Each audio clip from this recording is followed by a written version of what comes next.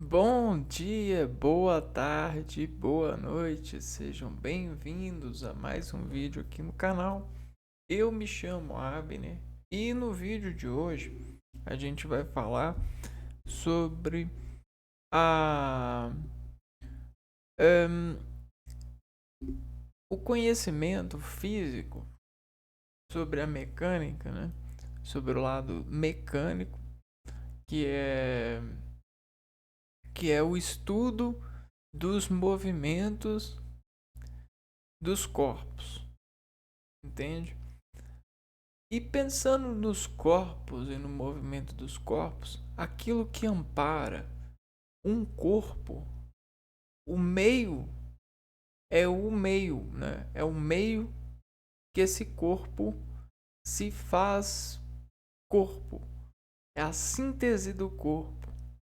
E a síntese do corpo é o meio. É o meio porque todo o corpo que está em contato com o plano, ele ele tem o displano que o intercepta entre o meio e a distribuição desse meio, né? É mais ou menos assim, ó, que funciona. Se a gente tem uh, a gente tem um objeto, né? E aí a gente tem um plano, ok? E aí nesse plano, o que que acontece? As forças que atuam nesse objeto para baixo, nesse plano aqui, ó, elas é, têm uma certa reação, né? E essa reação ela é para cima, ok? Então tem essa reação. E tudo isso tem tem esse meio de de se contar, de se conter, né? De se fazer matéria. Agora, outra coisa que acontece, né? A gente tem esse plano e a gente decompõe esse plano. Só que ao mesmo tempo a gente tem vários planos atuando nessa matéria. A gente tem esse plano que a gente convencionalmente chama de plano terrestre e a gente tem esse plano que a gente chama de plano atmosférico. Inclusive a gente tem as forças descritas que estão presentes na atmosfera e a gente decompõe chamando até mesmo de gravidade.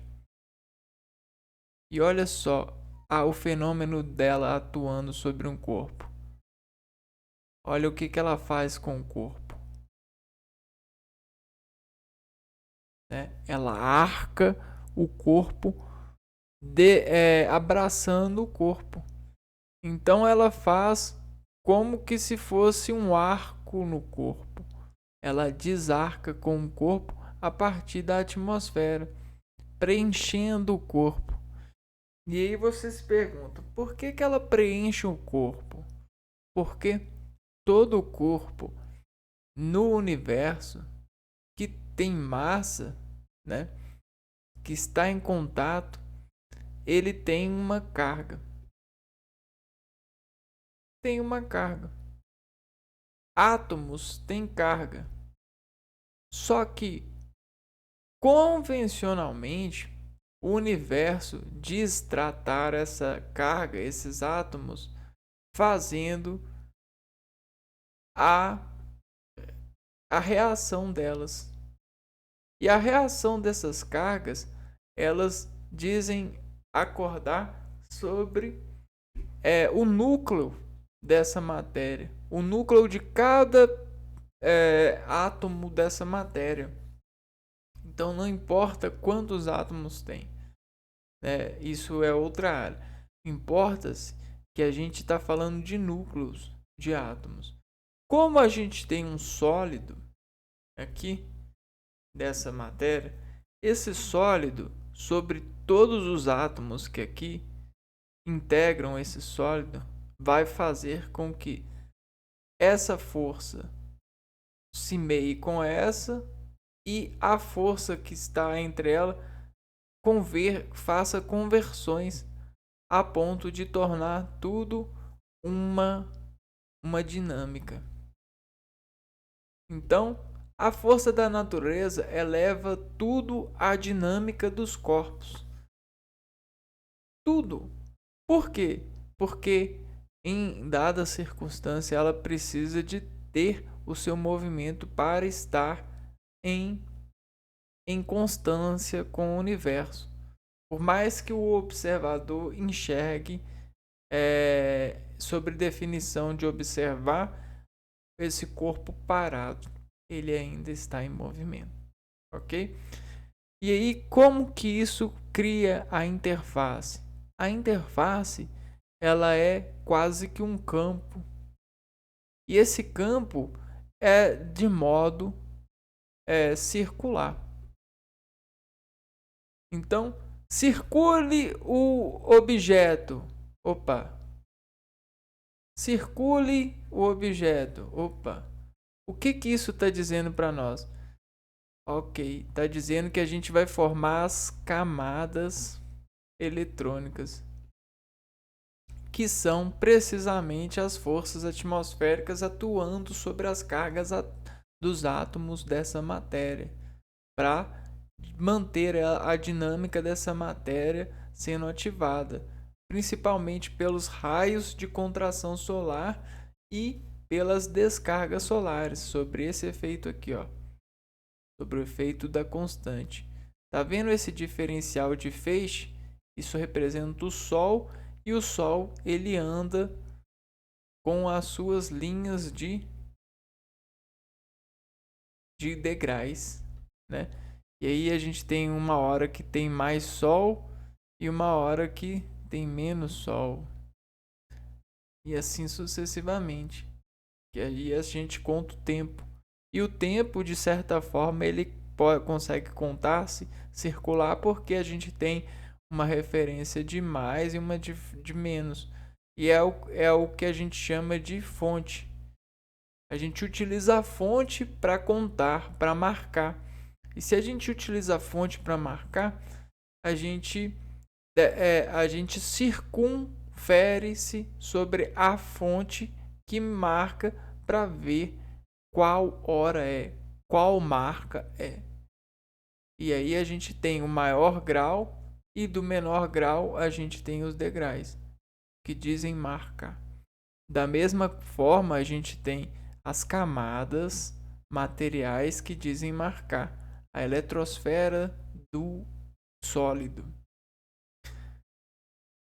E a gente enxerga, na verdade, são sondas dessa eletrosfera repartidas pelo Sol.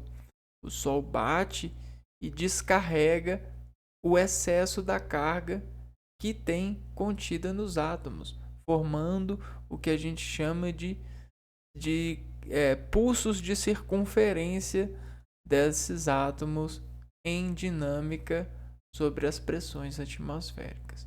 Então ocorre várias explosões bem pequenas que fazem com que o nosso olho acelere sobre essas rampas de impulso. A gente tem essas rampas de impulso aqui, ó. E aí quando a gente vai chegando perto da fonte, sabe o que acontece?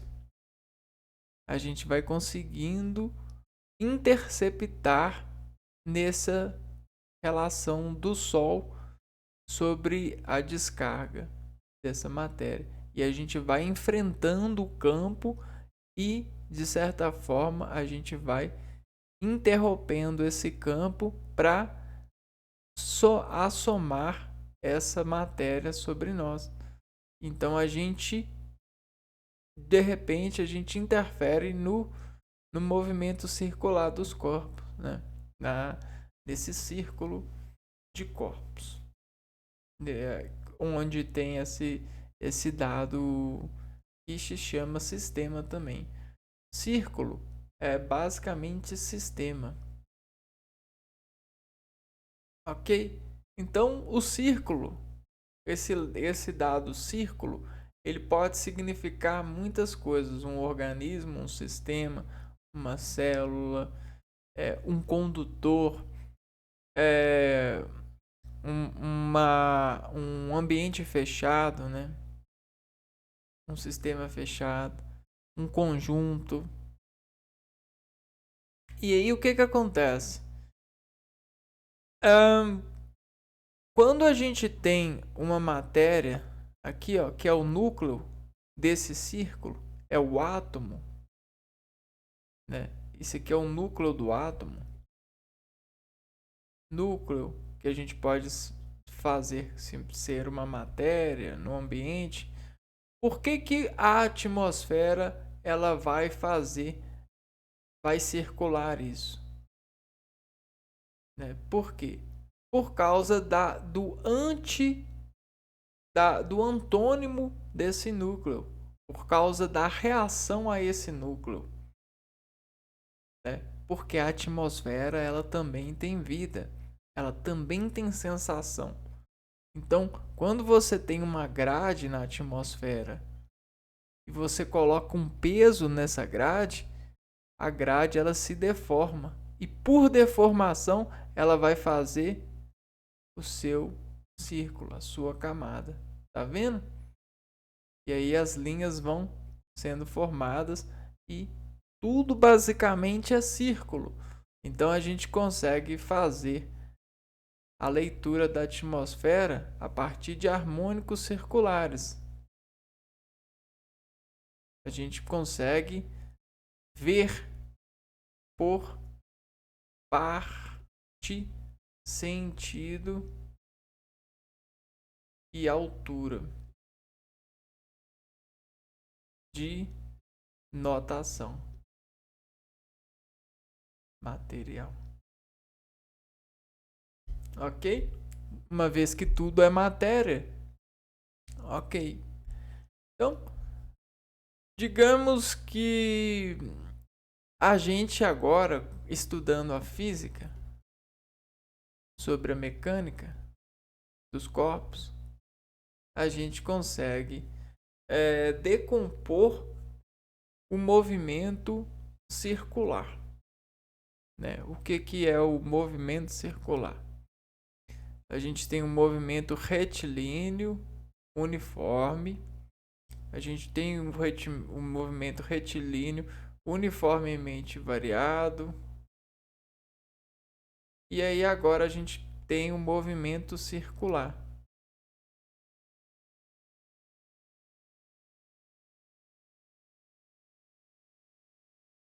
Por que, que a gente vai dizer sobre movimento circular? Né? O que, que a gente vai dizer? A gente vai decompor para ver sobre esses conhecimentos quais que são as características que esse tipo de movimento, essa informação aqui, exerce sobre nós nesse dado de comportar e ver a descomportação dos nossos movimentos, do nosso círculo. Eu não sei se você sabe, mas o organismo ele é circular. Ele tem o seu movimento circular, assim como todos os sistemas, eles têm o seu movimento circular. Na verdade, a natureza é mais circular do que se parece na nossa conta de vista. E o círculo, eles são harmônicos, né? Os círculos, eles são notáveis. Eles têm características, eles têm vetores de sentido e módulo, né? Vamos lá. Movimento circular.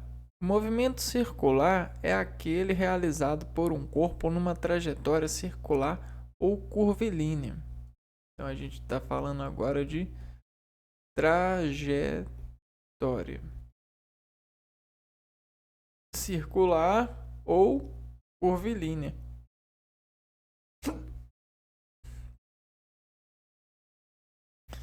Há grandezas importantes que devem ser consideradas na realização desse movimento, como o período e frequência. Então a gente tem período e a frequência. São importantes. O período, medido em segundos, é um intervalo de tempo para completar um ciclo. Então, é o tempo para completar um círculo. A frequência medida em Hertz determina quantas vezes a rotação acontece por unidade de tempo. Então, frequência é quantas vezes roda por tempo. Então, quantas rodas acontecem num determinado tempo é o Hertz. Ou quantos pulsos, né? O período T é a frequência. F se relacionam por tempo é igual a 1 sobre F.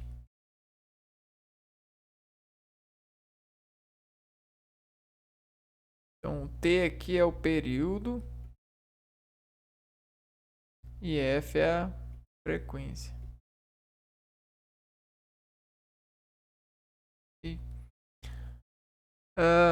Ou F é igual a 1 sobre T.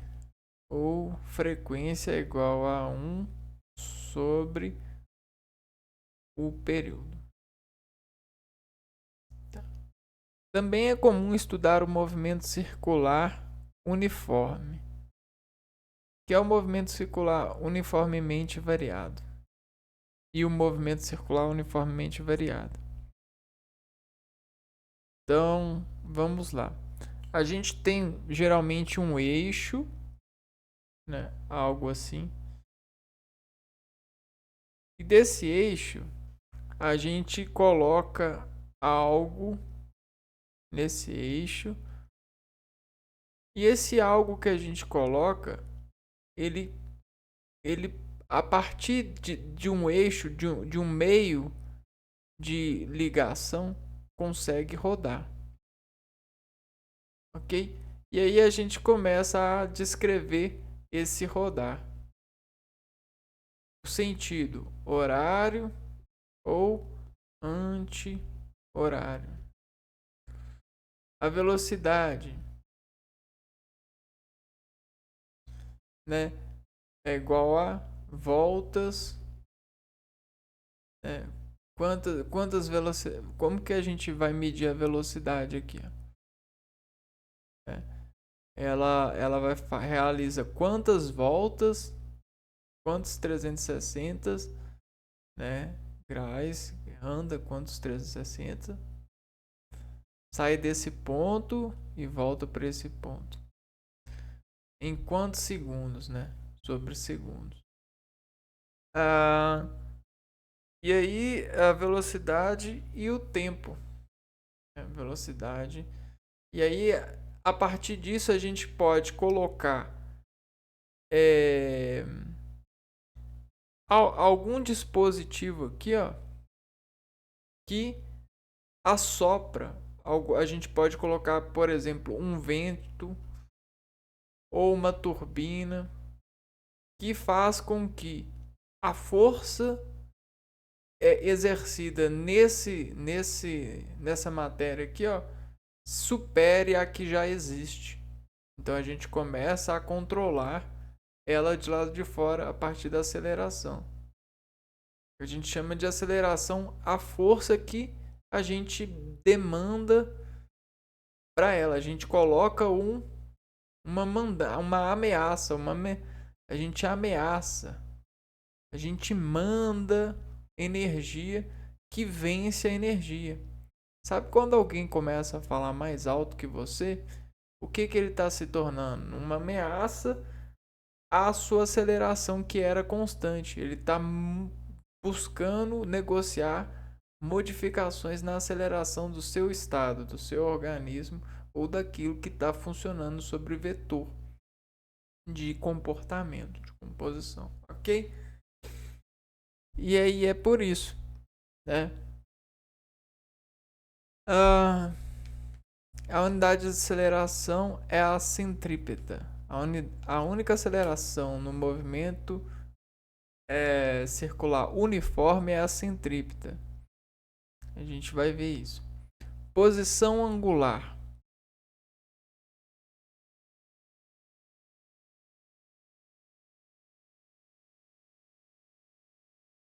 Representada pela letra grega π. Φ, né? Na verdade, não é π, não é Φ.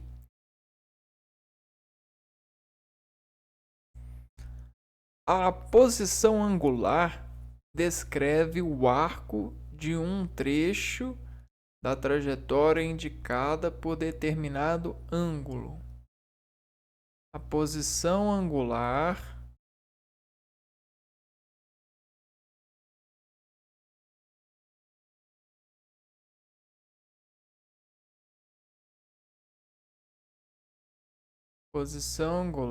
ela vai descrever o arco,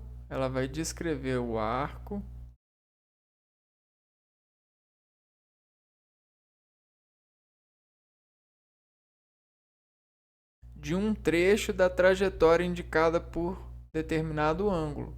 Então ela vai descrever o trecho, ó. Aqui. Ela descreve o trecho, descreve o arco de um trecho da trajetória indicado por determinado ângulo. Por exemplo, aqui a gente está no 180, aqui a gente está no 45 e aqui a gente está no 90. Então, ela meio que exerce o arco, né? É isso que conta para nós, ó. Φ vai ser igual a S sobre R. S sobre R. O que é S sobre R? Posição angular, que a posição angular vai ser dado em rad. Essa é a posição M. Posição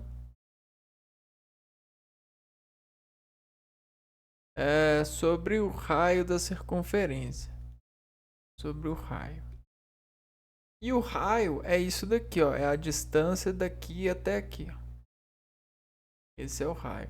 A posição vai ser basicamente aonde ela começa e aonde que ela termina. Posição é isso. Só que ela, como ela sempre está no mesmo lugar, a posição vai ser um número de voltas, basicamente. Como a gente tem para cada volta um número métrico, a gente consegue contar um número de voltas e fazer a transformação para a escala. Lembrando que rad é uma unidade, né, de medida. Ó. O que é rad? Rad é a sigla para rápido desenvolvimento. Não, rad foi. Peraí. Unidade de medida. O que é rad? De medida. Rad é o radiano, é a unidade de medida angular que representa a razão entre o comprimento do arco de uma circunferência e o raio do círculo. Então a gente tem o rad é igual ao comprimento, igual a gente viu, comprimento sobre o raio. O comprimento do arco de um círculo e o raio do círculo. Então vamos ver aqui alguns exemplos. Radiano 180 graus.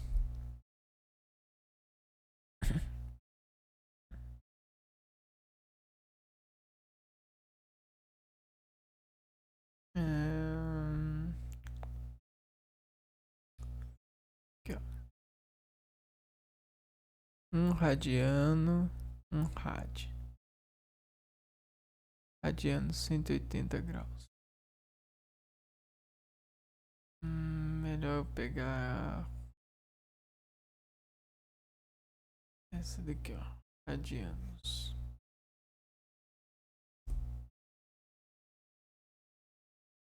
Hum, hum.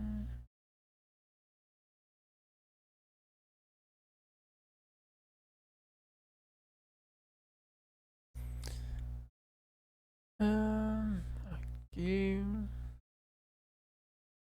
Radiano. Aqui, ó. Montando a proporção, multiplicando cruzado. Então, 90 graus é igual a π sobre 2. Basicamente isso. Por exemplo, ó, montando a proporção temos 180 graus é igual a sobre 90 é igual a π sobre x. Então, meia circunferência possui 180 graus. Temos que π equivale a 180 graus. É a explicação. A gente já tem um vídeo aqui no canal falando. Π equivale a 180 graus. Logo, 90 graus é π sobre 2. Essa é a unidade de medida. Voltando então. Isso vai ser a posição angular.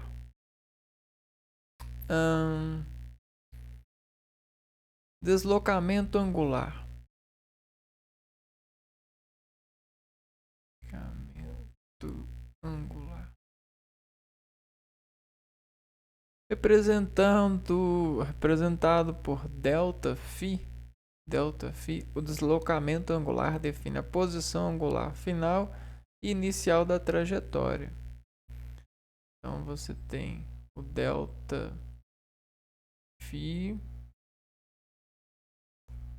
que é igual a diferença da posição sobre o raio.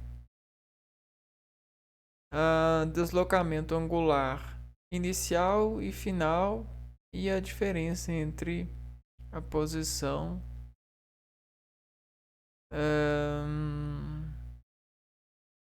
e o raio de circunferência.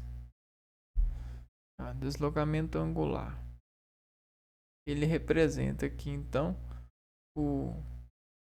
representa o φ final menos o φ inicial.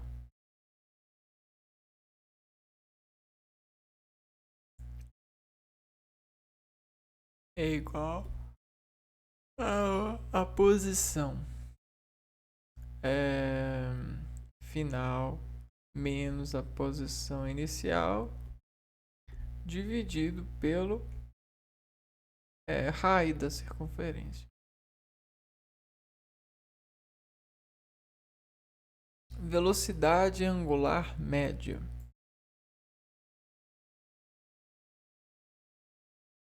Essa aqui é a velocidade angular média.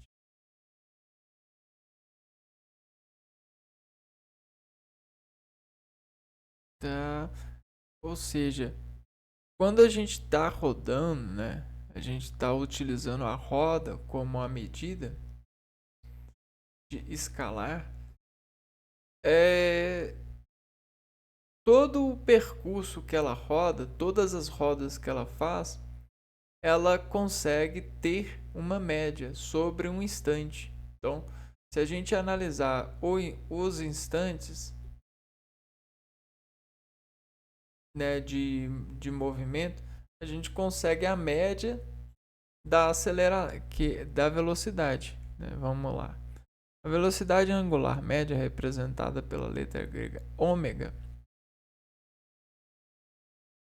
Ômega.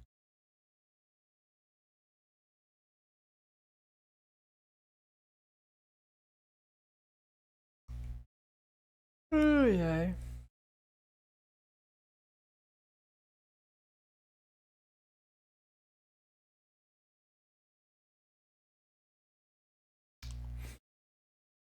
A velocidade pela letra indica o deslocamento angular.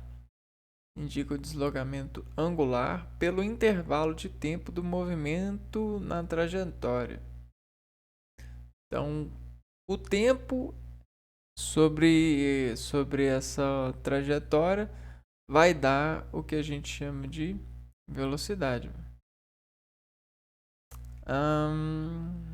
Vamos lá, ômega é igual a delta φ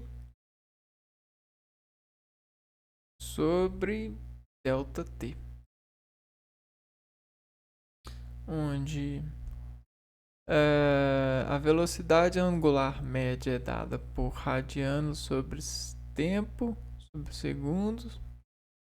Rad sobre segundos é igual a deslocamento angular é rad. E aqui é o segundo, né? Tempo ao segundo. Como o movimento é constante, a velocidade instantânea é sempre igual à média, né? Então essa média de velocidade, o movimento é constante, movimento circular constante, sem aceleração, constante, que como o movimento é constante, a velocidade instantânea é sempre igual à média. A velocidade instantânea em qualquer instante é a velocidade média.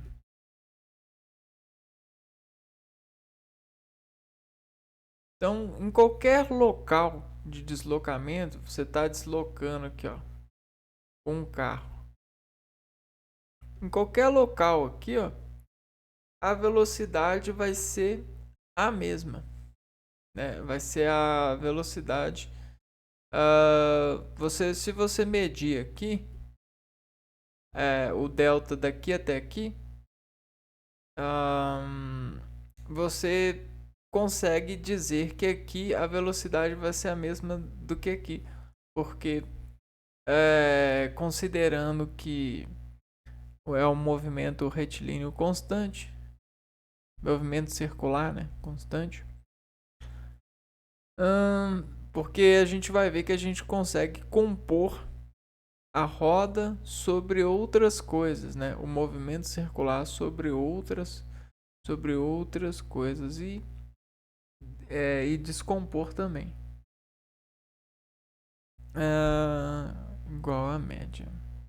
Importa referir que a velocidade tangencial é perpendicular à aceleração, que neste caso é centrípeta. Isso porque ela aponta sempre para o centro da trajetória e é não nula.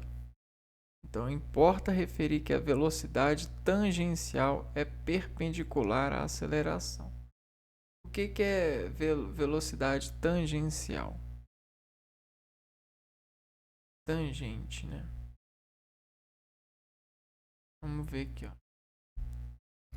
Velocidade tangencial.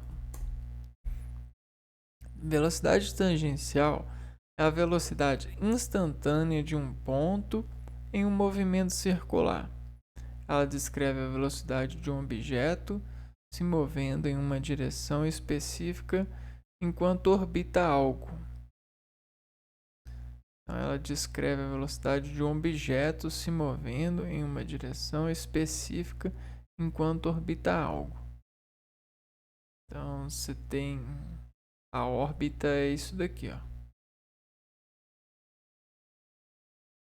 Orbitar é isso daqui.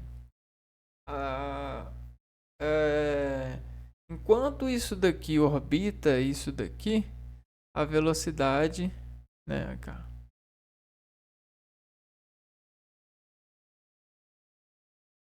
Peraí. A velocidade instantânea de um ponto em um movimento circular. Então, nesse ponto aqui, ó, qual é a velocidade?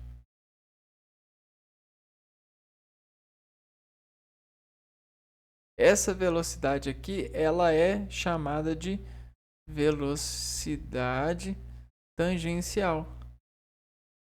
Por quê? Está tangenciando essa dimensão aqui, ó.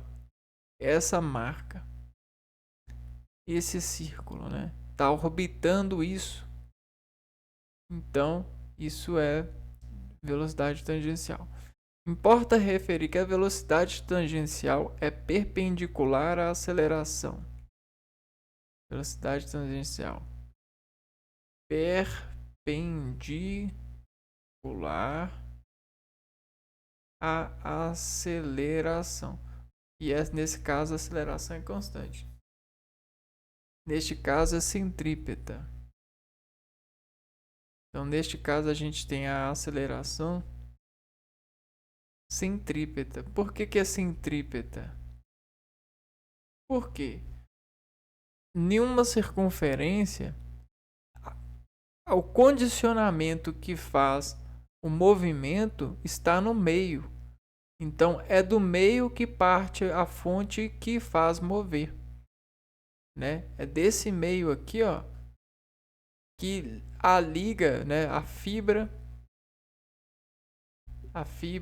o eixo permite. Nossa, eu escrevo muito ruim. Droga. Eixo permite da barra mover o círculo, né? Mover o objeto em círculo. Porque poderia ser um quadrado ali movendo. Se a gente mover um quadrado ou qualquer geometria muito rápida, ela vai formar a imagem de um círculo. Por quê? Graças à ferramenta, a barra de emoção. Barra de emoção. A barra de emoção. Essa barra, ela consegue transformar tudo em círculo, graças àquilo que a gente falou no começo do vídeo, da ação e da reação sobre a eletrosfera, né? Sobre o átomo e as forças que desplanificam os objetos, e graças também à intimidade que desinterfere o organismo do ser humano, converter todos esses impulsos na sua capacidade, na sua formularidade de ver o universo. Então a gente tem isso também. Isso porque ela aponta sempre para o centro da trajetória e não é nula. Então ela está sempre apontada aqui, ó. Ela sempre está conectada com o centro da trajetória. Não existe desligamento aqui, ó. Todos os pontos estão ligados aqui, ó. Precisam estar, né? De uma certa forma, precisam estar. Por mais ou por menos interferência de conexão, estão ligados. Porque existe a balança, né? Existe o equilíbrio sobre isso para permitir o movimento, sobre essa tensão. A velocidade angular se relaciona com a frequência por. Então vamos lá. Velocidade angular. Com a frequência, a gente tem a velocidade angular. Ômega.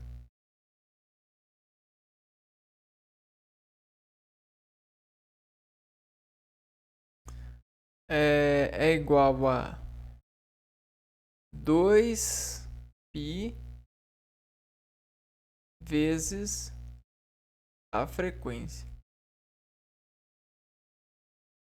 Velocidade angular se relaciona com a frequência. Então essa velocidade é igual a 2 vezes o π, que é 180 graus também, no sentido no sentido da angulação. Então a gente tem basicamente 360 graus vezes a frequência. A frequência é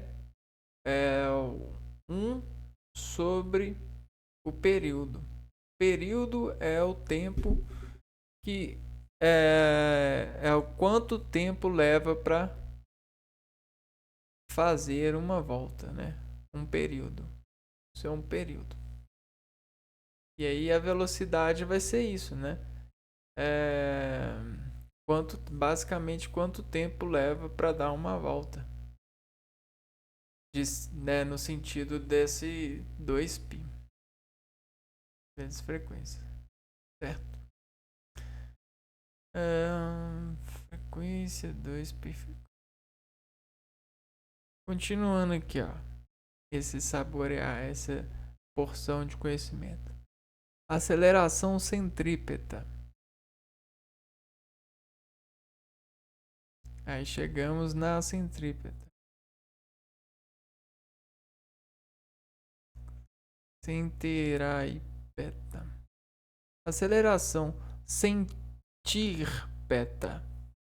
ocorre nos corpos que realizam uma trajetória circular ou curvilínea calculada pela seguinte expressão. Só uma coisa, né? Olha que legal. Por que centrípeta, né? Centrípeta. Vejam só. Se aqui a gente coloca o pé do indivíduo, né, a gente tem essa informação aqui, ó, não é mesmo? Se a gente montar essa informação várias vezes aqui, ó, a partir do deslocamento,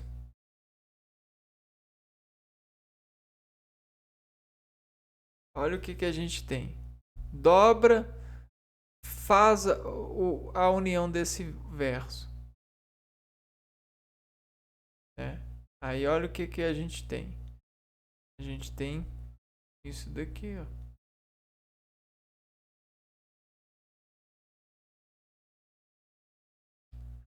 Ok?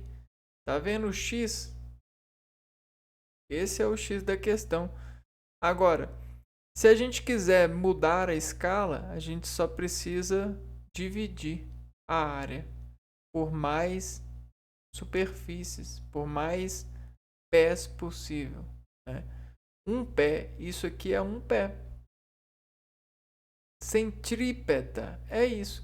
É você pegar todos os pés gadas e fazer aquilo que a gente chama de fragmentação. Ou fazer a rola.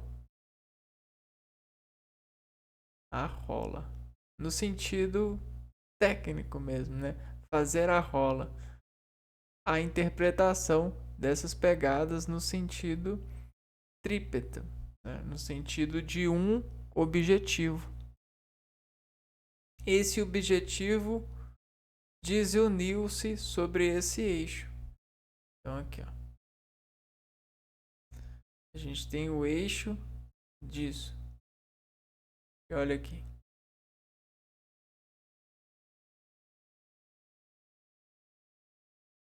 Ok?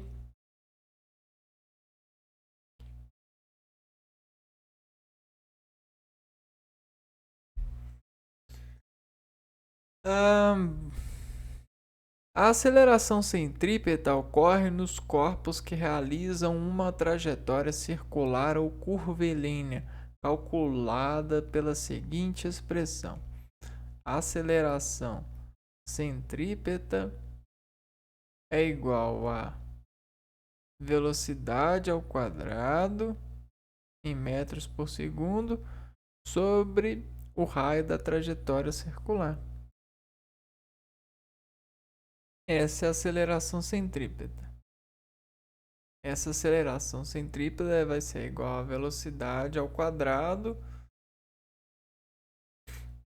sobre o raio.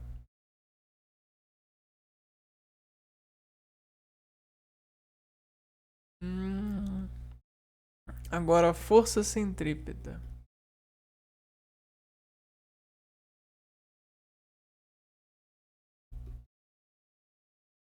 A força centrípeta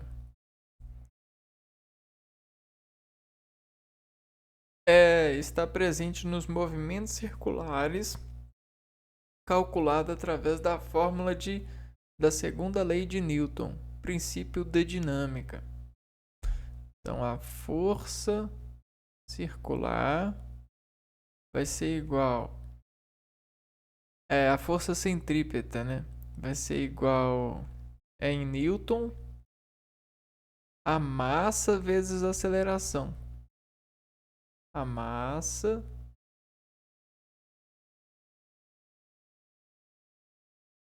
vezes a aceleração.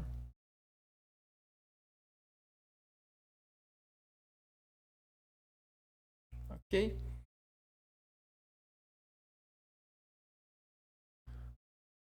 E a massa em quilogramas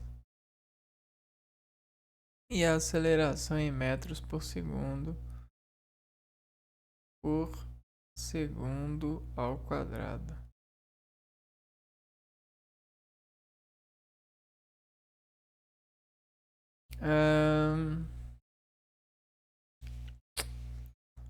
Força centrípeta. A força centrípeta, ela concebe, né, nesse sistema aqui, ó, um peso sobre o equilíbrio dispendiado pela velocidade em deformação de carga. Porque toda velocidade ela vai transmitir cargas aqui, ó. Você tem uma velocidade maior ou uma velocidade menor. Tudo que move tem massa, né? Massa é basicamente movimento, né? Ela é carga, né? E aí o que acontece? A aceleração concebe mais massa. Então, se a gente tiver a gente vai ter uma massa. Se a gente tiver dois né? Se a gente tiver 2, a gente vai ter duas massas.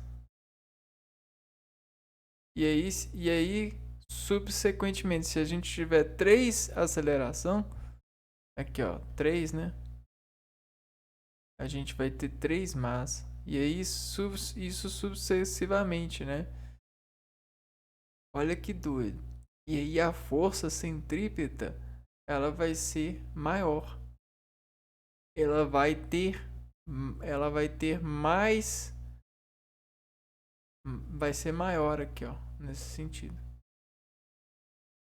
Então isso é muito importante para fazer as regulações sistêmicas e até para avaliar sistemas onde tem composição de rolamentos, de, de rodas, nesse sentido. Função horária angular do movimento circular uniforme. Função horária do função horária angular horária angular do MCU, movimento circular uniforme.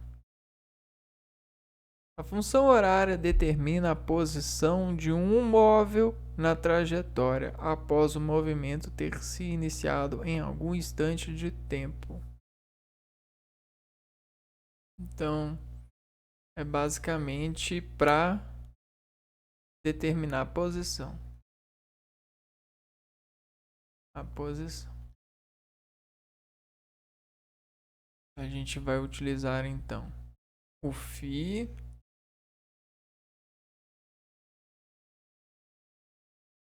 é igual a φ0, φ inicial, não, φ final, né? mais a velocidade vezes o tempo. Só que aqui é a velocidade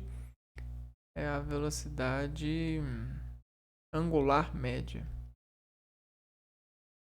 É o ômega aqui.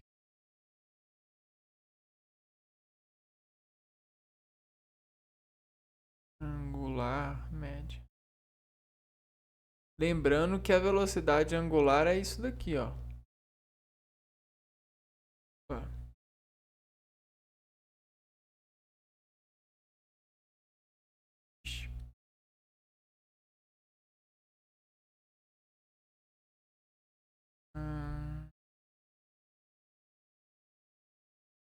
Basicamente isso.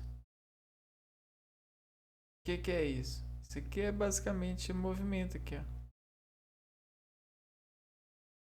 Tá vendo? Qualquer semelhança é mera coincidência. Ok? Aí a gente tem o símbolo, né? O que é o símbolo? É isso daqui, ó. É a trajetória do ângulo. E aí a velocidade é o quanto tempo ele leva para fazer isso. Quanto tempo ele leva para fazer isso, ó.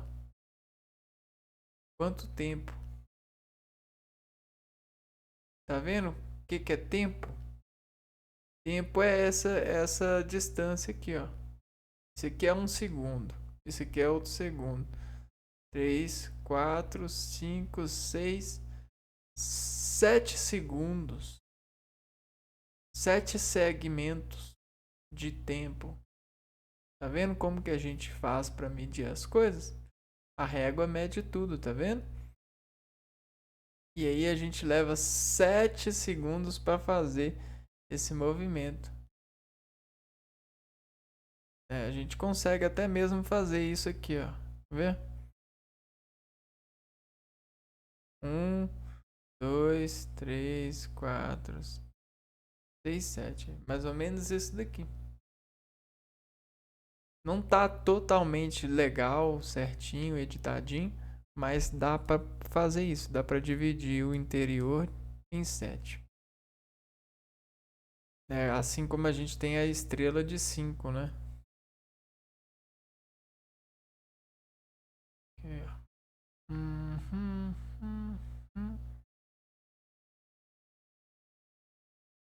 1, 2, 3, 4, 5, 6, 7. Tá vendo? Mais ou menos assim.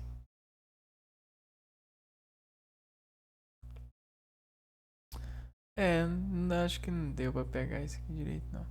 Então essa é a função horária do tempo. E aí ela vai indicar aqui, ó, sobre o φ.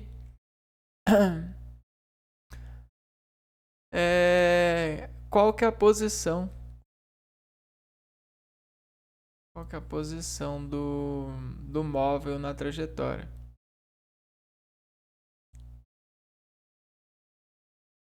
Deixa eu ver aqui.